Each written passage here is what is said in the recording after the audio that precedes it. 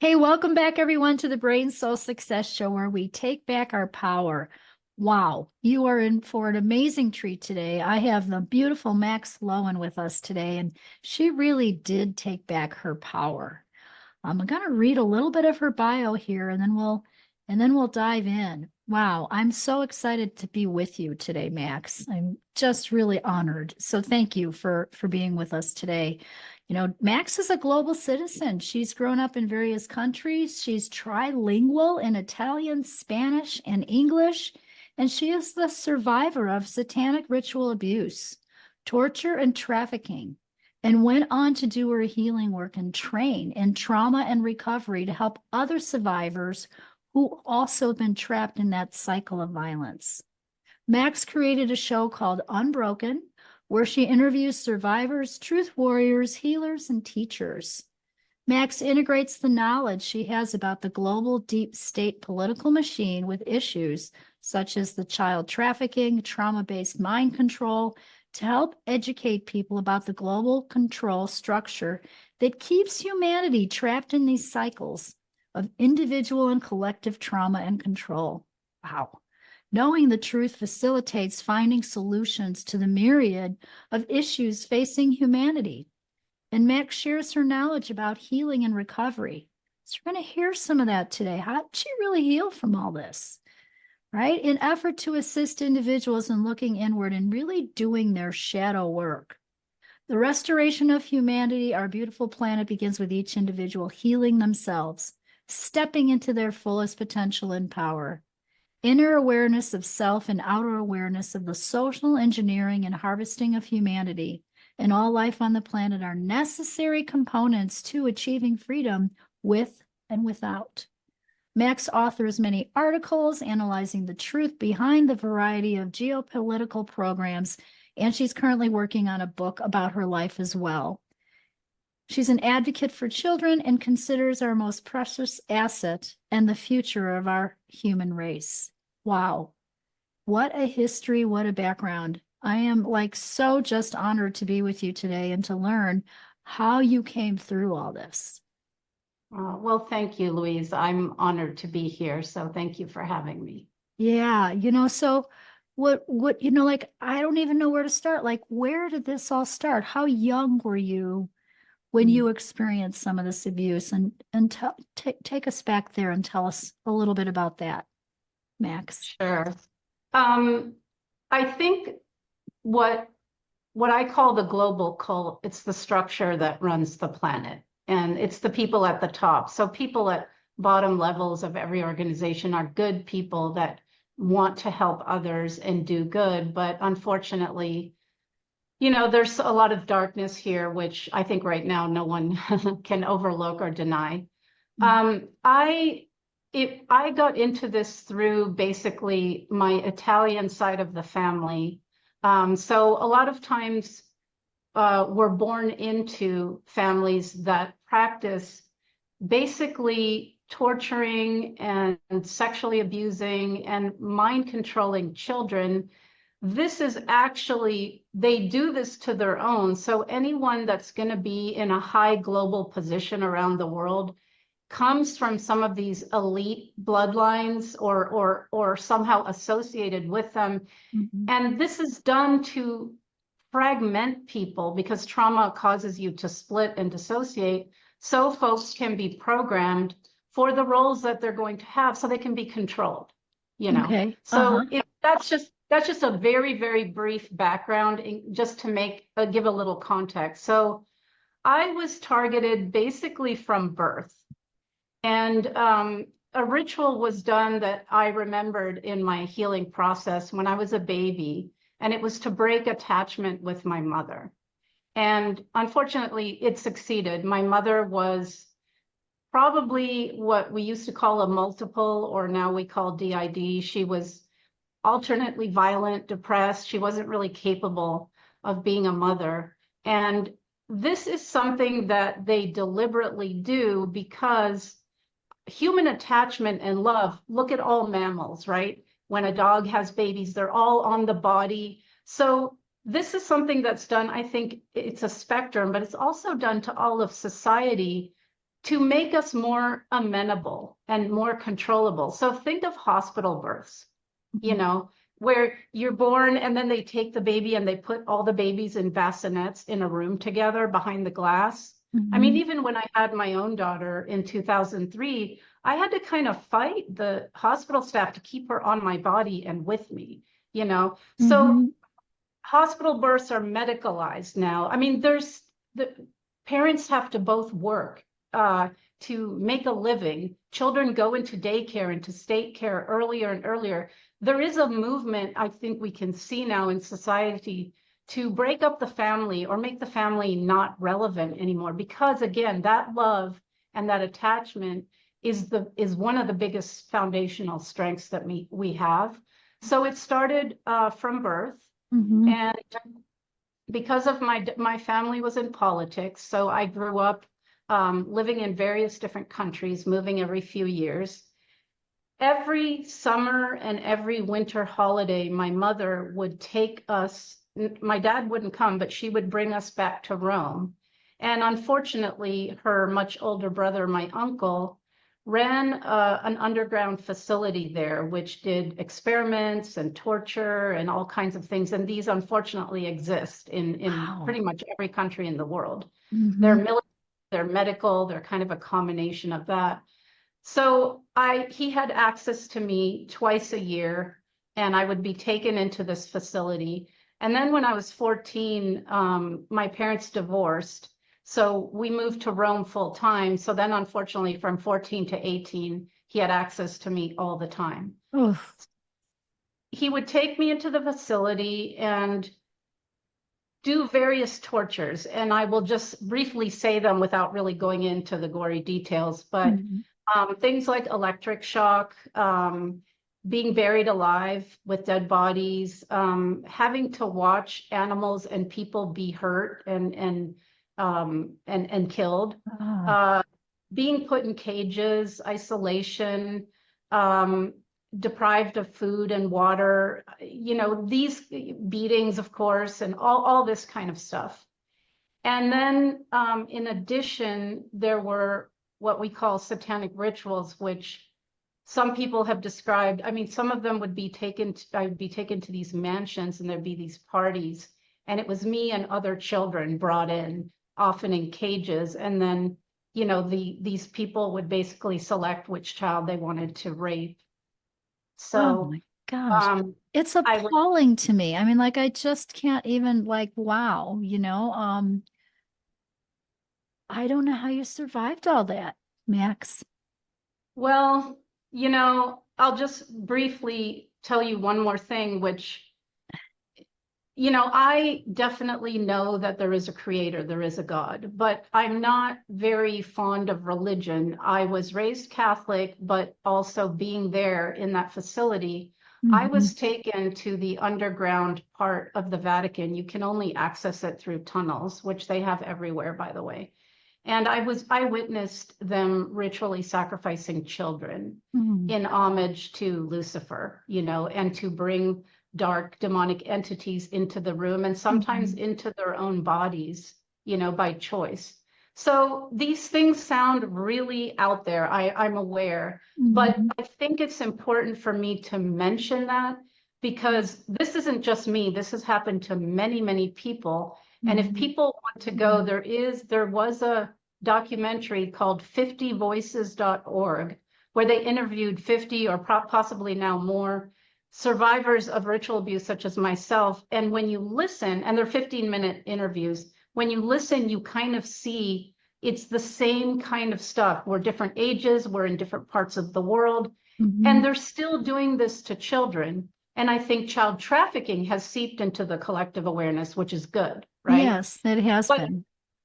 As hard as this is to hear, what I tell people is, you know, people have said to me, I can't, I have to turn away from that. And I say, well, then you're turning away from all the children that are being trafficked and abused right now today. And we can't do that as a responsible human race. We have to know the ugly truth, which is why I speak it. Mhm. so that we can implement solutions. Okay. Absolutely. So, And I believe that too. And so again, I want to thank you for being so candid and vulnerable and sharing with us today because I always say the truth sets you free.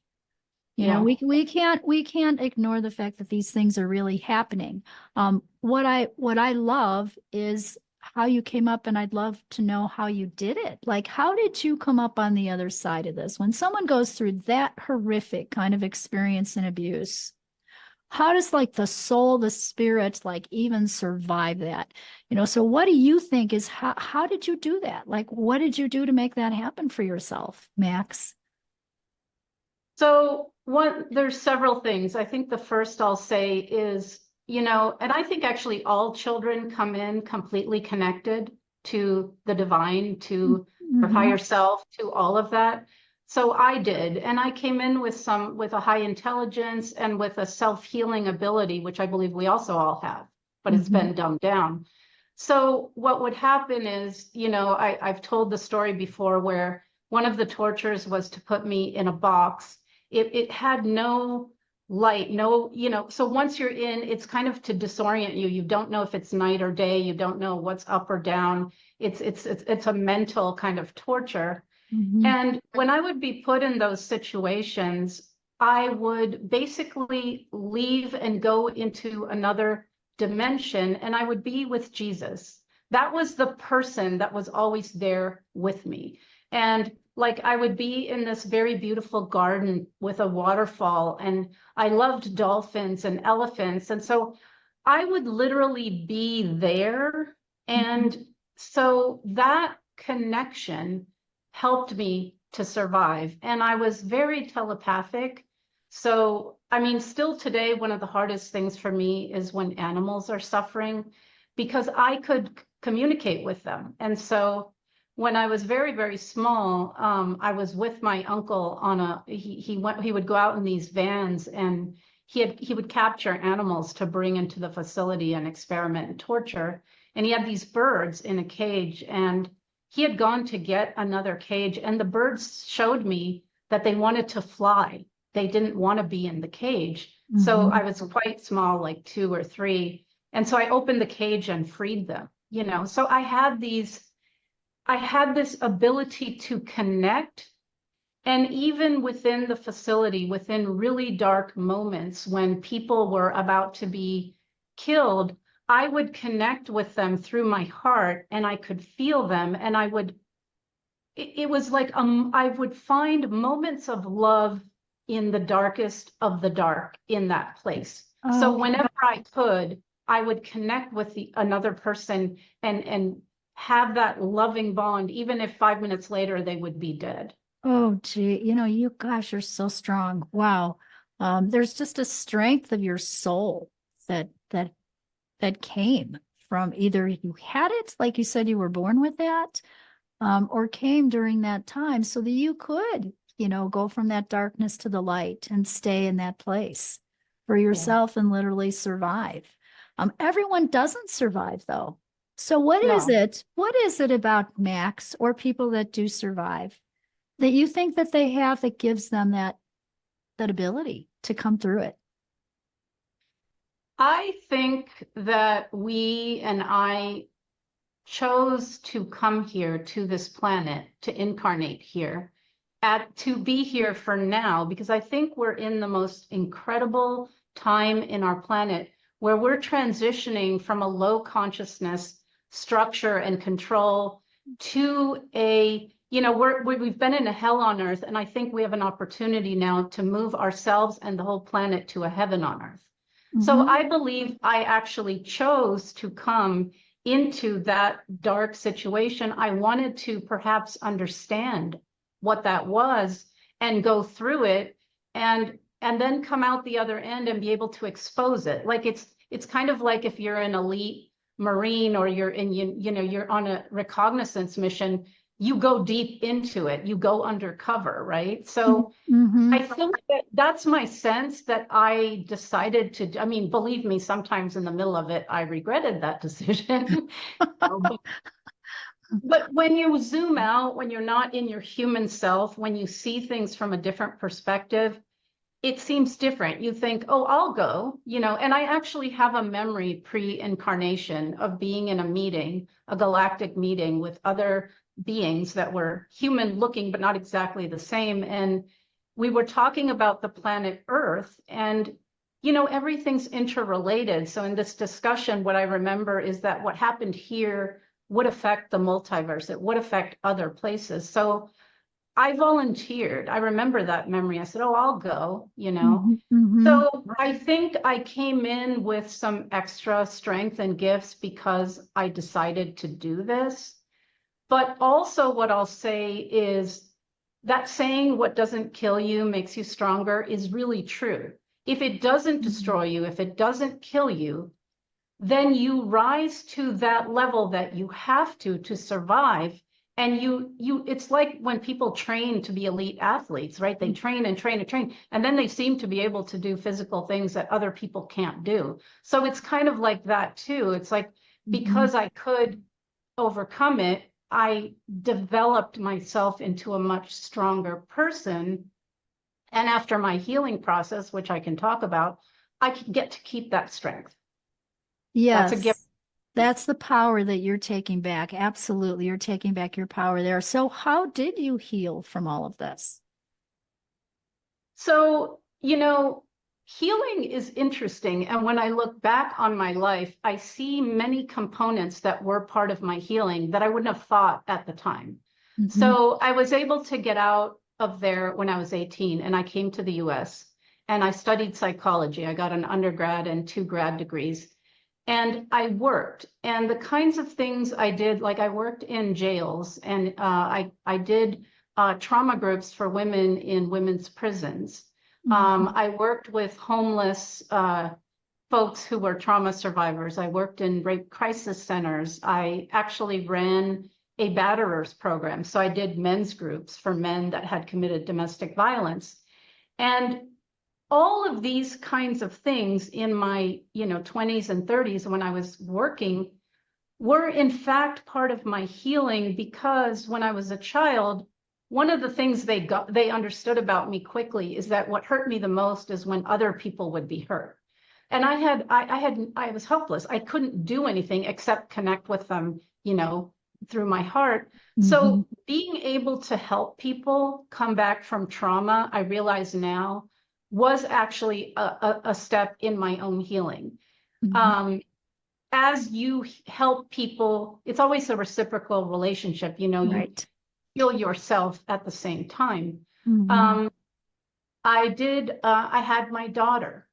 That was another huge piece of my healing, because the love that I had for her and being able to raise her and protect her and give her everything that I didn't have, it gave almost like me a chance to have a second childhood the way it should have been. And that love, which was, as far as trusting other people, that's been a struggle. But when it's your own baby, it's easy, right? So that was a part of my healing. And I did do a 10-year therapy, where what happened is actually after I had my daughter, into that a few years, it's like the vault opened, and some of the more horrific memories that I had repressed, they just started to come out. I started to have nightmares that were actually memories. They started to come during the day. So I knew enough to get help. And that 10-year process of it's like if my life was a puzzle, there were all these chunks missing, and all of a sudden it all got put together. And so I think there's a couple of things about that therapy that were helpful. Putting my story together now, everything made sense. All these different things that didn't make sense did. The attachment that I never got growing up as a baby from my mother, I was able to have that attachment with my therapist and develop that basic trust that it's like I had a house without a foundation.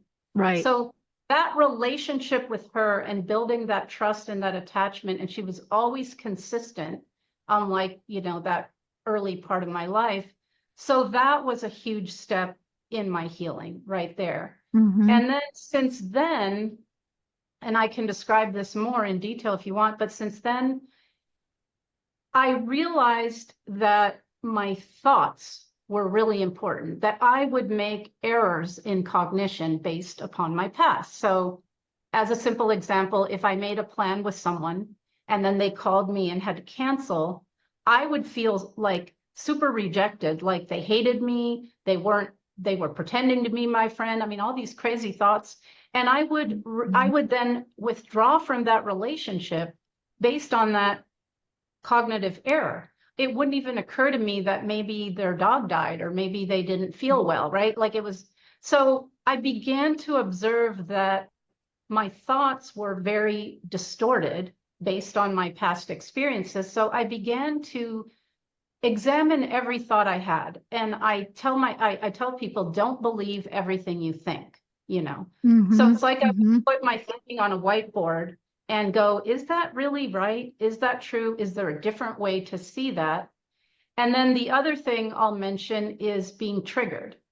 Mm-hmm. So I learned a lot from being triggered because it's my opinion that when we get triggered, it's only because we have a corresponding wound. So the person, say, in front of us who's triggering us is actually a catalyst.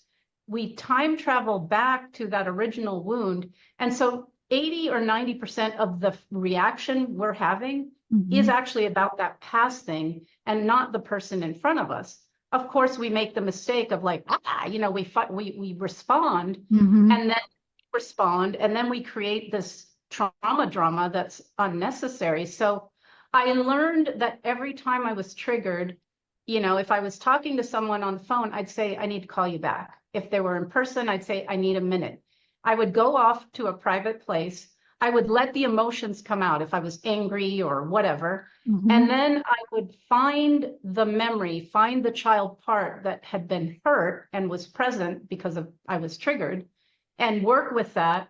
And then I would reframe it for myself and allow my nervous system to go back to baseline.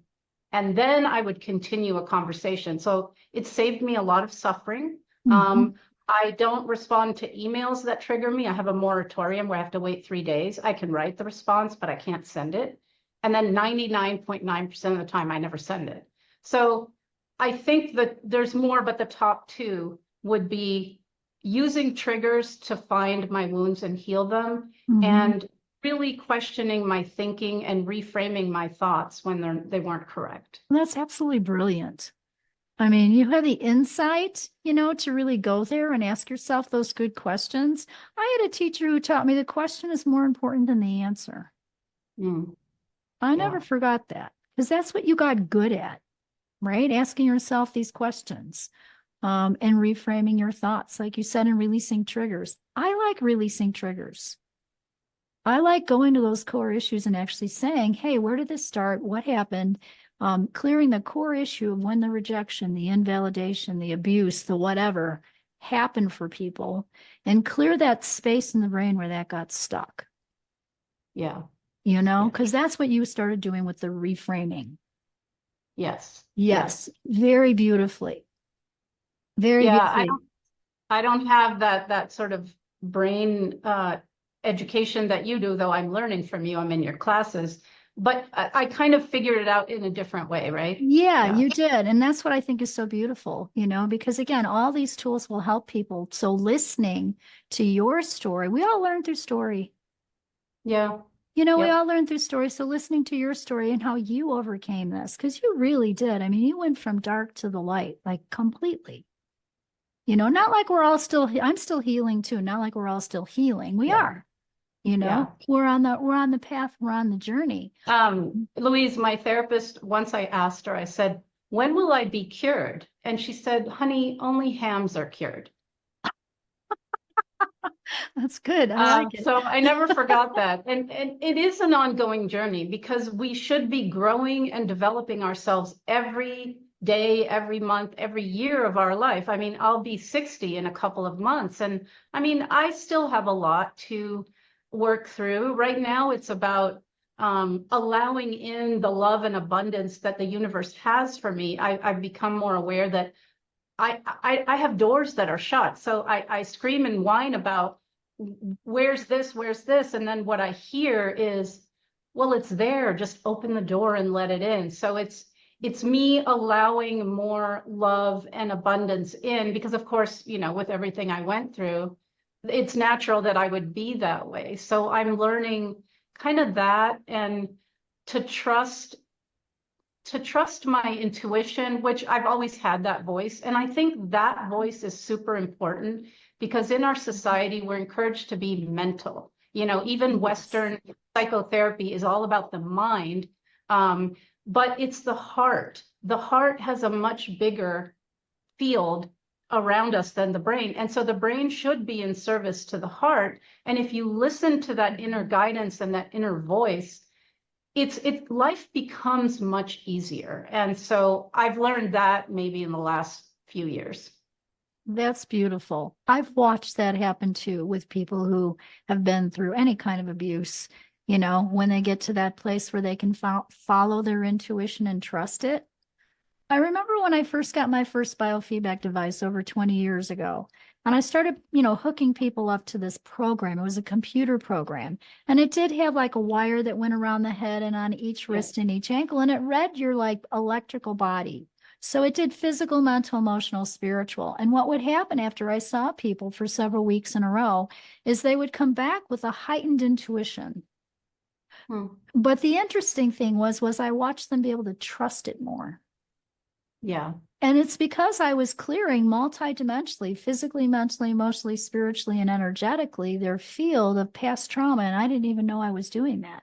Not at the level that I know now. Yeah. You Yeah. know? Yeah. And then I added my brain system, and then even more started happening. But that's where I'm just like still in awe, and congratulate you for like taking back your power in that way, asking yourself good questions, knowing who you really are. Yeah. Not that you did when you were little, but you've come there. And I want to just say briefly a couple of other, they're kind of basic things, but I think it Mhm. bears mention. You Mhm. know, our consciousness, our soul, you know, we're in this vessel, we're in this body. So we have to take care of the body. And so we have to learn about food and nutrition. And yes, the soil, it doesn't have the nutrition it used to, and the air and the water and the corporate food and the fast food, that's all very toxic for our bodies. And if we consume that, our consciousness will go down, right? Right. So finding and eating healthy, exercising this vessel, this body, Yeah. walking at minimum. You know, I kickbox, I weight train, and it's helped me re-inhabit my body because, of course, I was dissociated from it.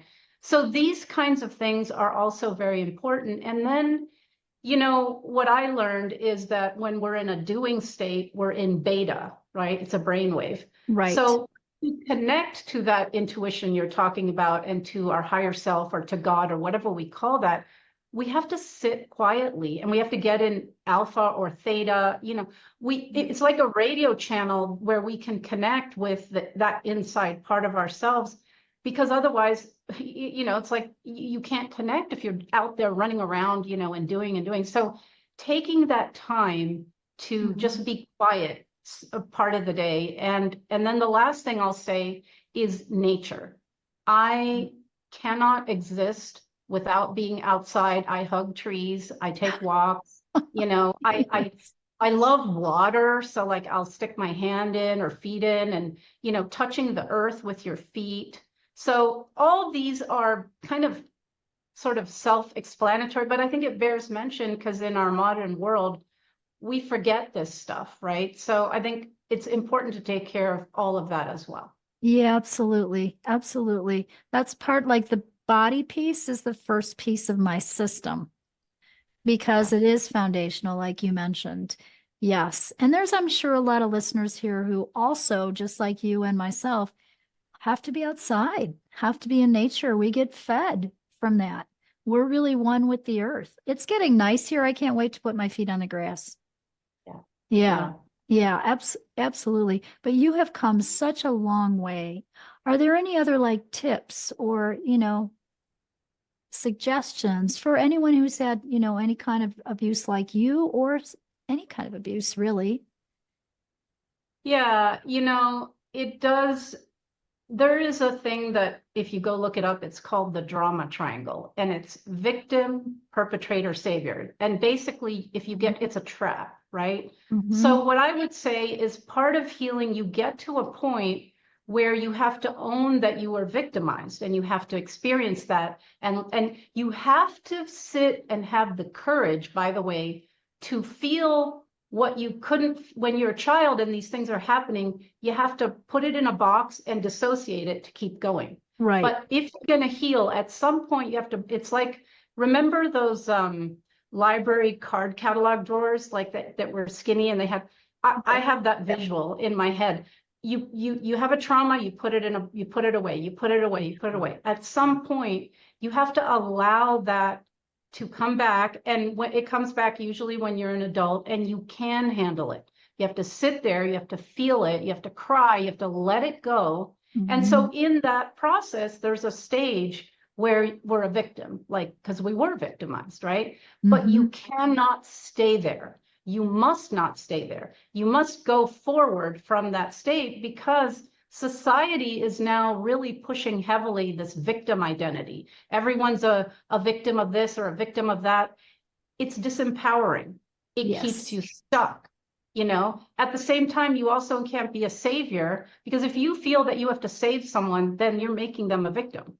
That's not okay, right? Right. So we have to be aware of that drama triangle, because I think it's a pretty bad trap out there. And just know that, you know, no ex-president, no ETs, no weird figure, no one's going to come and save us. Okay.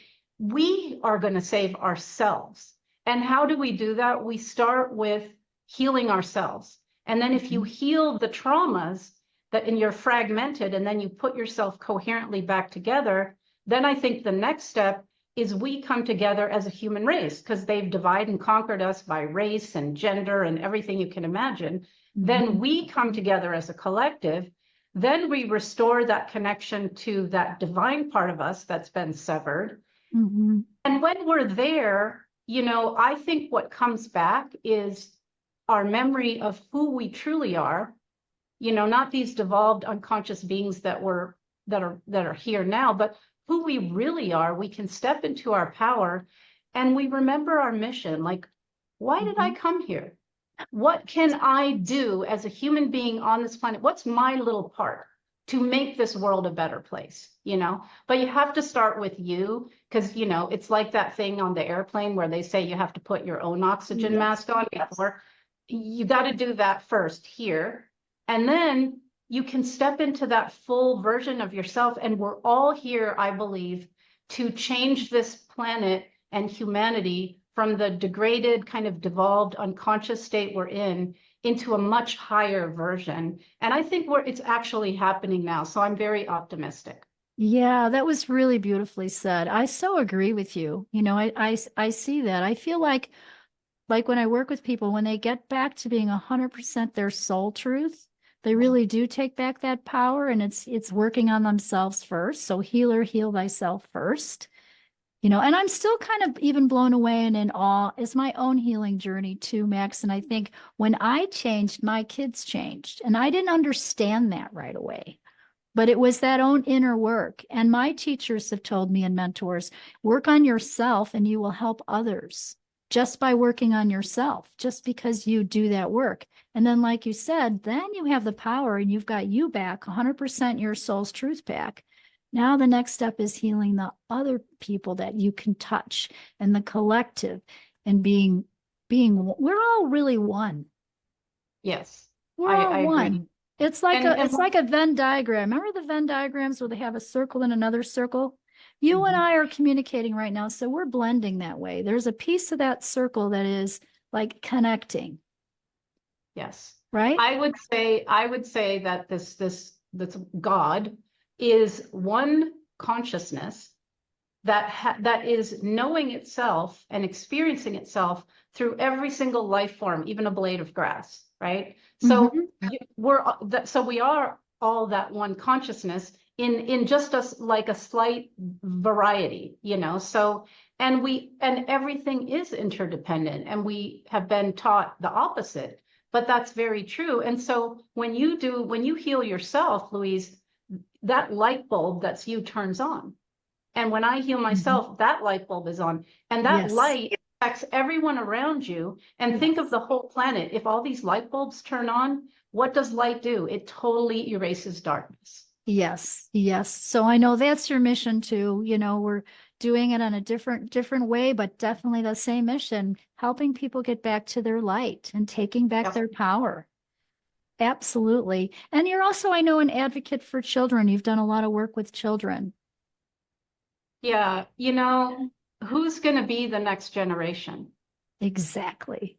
If we Hmm. want to evolve as a human race, I think each of us, I'm a parent, you're a parent, but we're the parents of all children. We are responsible for the well-being and safety of all children on this planet. So we need to do everything we can. And, it's kind of alarming to see the agendas in school now, the sexualization of children, the normalization of pedophilia, the too many screens and phones, and there's a lot of issues right now. So we need to pay attention to that and to begin to do what we can to protect children, to nourish them, to educate them with real empowering, true information, because that's the next generation. So if we don't do that, we're not going to evolve as a human species. And so,